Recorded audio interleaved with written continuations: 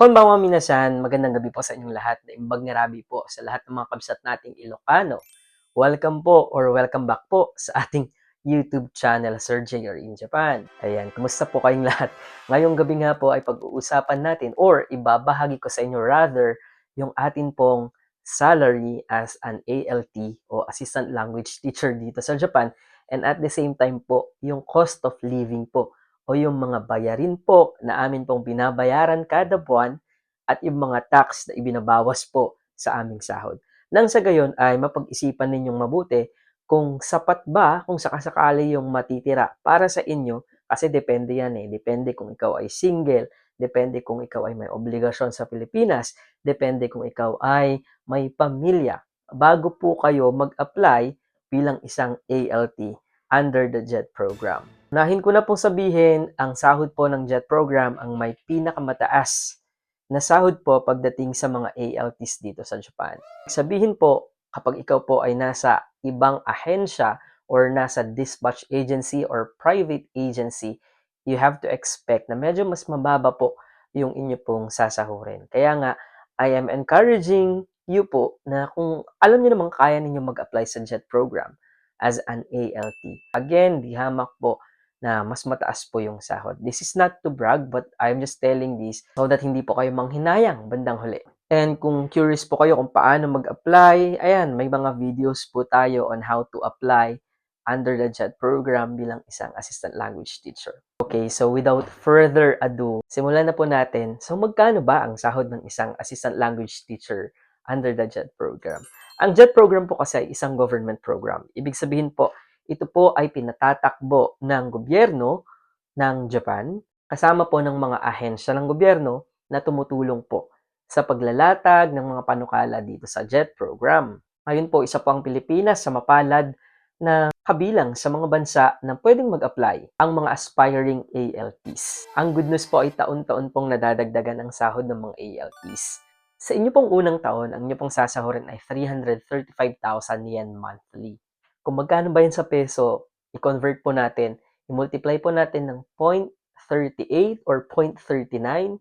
Medyo mababa po ngayon yung palitan ng yen, pero hopefully, fingers crossed na sana no, tumaas siya sa mga susunod na mga buwan. So kung sakali man pong mas mataas yung magiging palitan, mas magiging malaki po yung sasahurin ng isang ALT. Sa ikalawang taon po, magiging 350,000 yen. Sa ikatlong taon po, magiging 355,000 yen kada buwan. And sa ika-4 at ika-5 taon na ibinibigay lamang po sa mga outstanding ang performance sa mga ALTs, ang inyo pong sasahurin ay 360,000 yen. Yan po, para hindi po ninyo sabihin na ako po ay nagsisinungaling. Hawak ko po ngayon yung aking payslip. At dito nyo po makikita kung magkano ba yung sinasahod natin ngayon. Dahil ako nga po ay nasa ikatlong taon ko na bilang isang assistant language teacher. So, ang total allowance ko po or ang total salary ko po ay 355,000 yen. Yun po yung gross salary. Ang tanong, magkano po yung net salary po natin o net pay? Ito po yung mga tax na kinakaltas po sa atin. Sa akin po, meron po akong 6,410 na withholding income tax. Tapos meron din po tayong tinatawag na social insurance expenses. Yan, nahati po siya sa 4. Meron pong 32,940, 17,283. Ito pong isa ay 1,952. Kung ano man po yung mga yan, i-explain ko po, susubukan ko pong ipaliwanag sa susunod po nating video. Meron din po silang tinatawag na TMG Personal Support. Ito po ay nagkakahalaga ng 1,313 yen. Ang total deduction ko po sa ngayon ay 59,898 yen, leaving me with a net pay of 295,102. Minsan po nababawasan yung mga total deductions po natin. But ang pinag-uusapan po natin is yung most recent ko pong sahod, January 2026. So ito na, meron tayong 295,000 yen na net pay. Ang tanong, paano naman po yung cost of living? Ideal ba to para sa isang taong may pamilya? So syempre, obviously, mas ideal kung ikaw ay single. Pagdating po sa housing, nagkakaiba-iba po yan. Para sa mga nadistino po dito sa Tokyo, sagot niyo po yung sarili ninyong housing. At dahil nandito nga po kayo sa Tokyo, pinakasentro po ng kalakalan dito sa Japan, mahal po ang atin pong renta ng bahay. Ngayon, kung madidestino ka naman po sa mas malayong lugar, sa mga rural areas o sa mga probinsya, yung iba po subsidized po yung kanilang housing at yung ilan po sa kanila ay libre pa nga yung housing. Ibig sabihin, malaki na agad yung kanilang maitatabi. Ang tanong, sino po ba sir kasi yung namimili ng placement? Pwede po tayong mamili, no? Mag-suggest ng 3 placements kung saan po natin gusto mapunta. Pero wala po itong assurance kung ibibigay po sa atin. Ang final say po would be the JET program. Should I say, kung saan po kayo mas-station na eskwelahan. Mga kapatid, hayaan natin sila mga taga-probinsya ang magkwento ng kanilang mga kwento para nang sa gayon mas eksakto po yung kanilang maibabahagi. Sa ngayon, mag-focus po ako ngayon sa ating situation dito sa Tokyo. So ito pong ipapakita kong figure sa inyo, i-expect niyo na syempre mas mababa ito kung kayo ay pupunta dito sa Tokyo na mag-isa. Ako po kasi sa ngayon ay kasama ko po yung aking asawa at yung aking pong 3 anak. With that kind of situation, ibig sabihin, mas mataas po yung magiging konsumo namin sa mga bagay-bagay. So, i-estimate nyo na lang po kung kayo po ay mag-isa or kung kayo po ay may kasamang asawa, 1 anak, 2 anak, etc. Sisimulan ko po sa amin pong renta. Ang renta po ng aming apartment ay, sa awa ng Diyos, 50,000 yen. Alam nyo, mas mura nga po ito ngayon kumpara sa una kong renta noon. Kasi noon, 55,000 yen yung renta ko sa una naming tinirhan. And yet, napakasikip pa po nun. Ito, medyo mas maluwang po siya ngayon. And 50,000 yen lang siya. Next po, pag-usapan po natin yung konsumo po namin ng tubig. Every 2 months po, binibill po yung aming tubig. So, hindi siya monthly. So, ipapakita ko po sa inyo was consumed from October po to December. Ang naging total consumption po natin ay 12,419. Actually po, dahil nga po, nung nakaraang buwan ay kasama po namin yung in-law ko, yung mami po ni Mami Shaira, yung mami ng asawa ko. Kaya medyo tumaas po dahil mas marami po kaming nag-consume kumpara po sa konsumo po namin nung nakaraang mga buwan from September, October, and November. And papakita ko po sa inyo yung konsumo namin, mas mababa po ng dihamak. Actually po, nasa 4,314 po yung aming konsumo nung nakaraan. But this time, medyo nag-spike siya ng halos 3 beses. So, makikita ninyo no, na the more, of course, yung users, basic knowledge naman yun, mas malaki talaga yung consumption. So, i-adjust yun na lang. Now po, ang next nating bilis yung ating internet connection or yung ating pong Wi-Fi connectivity. Dati po, yung una naming internet connection, isa po sa akin, which is only Wi-Fi. Tapos kay Mami siya, which is hindi po siya only. Yung bill namin before, medyo nasa less than 10,000 yan lang. Ngayon po, nagpakabit po kami ng Wi-Fi po dito sa bahay kasi nga medyo kailangan po namin ng stronger na Wi-Fi, especially at nandito na rin yung kambal. Pero by next month, feeling ko kailangan ko nang i-trim down itong aking only dito sa cellphone ko dahil nga meron naman ng Wi-Fi dito sa bahay. Actually, kaya kami nagpakabit din ng Wi-Fi dito sa bahay. Bala ko sana mag-TikTok live, Facebook live, but hindi ko pa ganong nahaharap po yung aking schedule. Tignan po natin sa mga susunod na mga sandali kung sakasakali man po meron tayong pagkakataon na makapag-live. Why not, diba? Kung patuloy niyo pong susuportahan yung ating channel. So for this month, ito po ating bill, 18,160. Medyo tumaas po siya ng 2 beses. Kung someday po, mag-isa ka naman na pupunta dito sa Japan, meron tayong mga mobile data na nagkakahalaga naman ng mga 4,000 yen monthly, hindi ka natataas ng 5,000 yen. And lastly, sa mga bills na binabayaran po natin, ay ito pong ating gas at kuryente.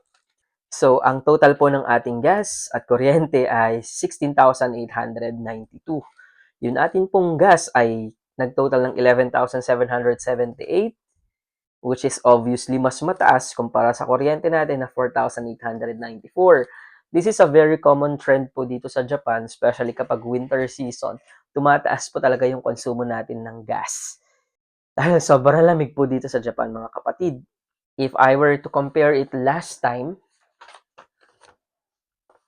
ang aming bill po noong nakaraan ay 12,085 yen. And bago po itong 12,000 ay ang bill lang po natin ay 9,948. So, makikita natin yung trend, yung significant increase. Total po natin yung 12,419, yung 18,160, 16,892, 47,471. Yan po yun. Plus yung renta po natin sa bahay na 50,000 yen.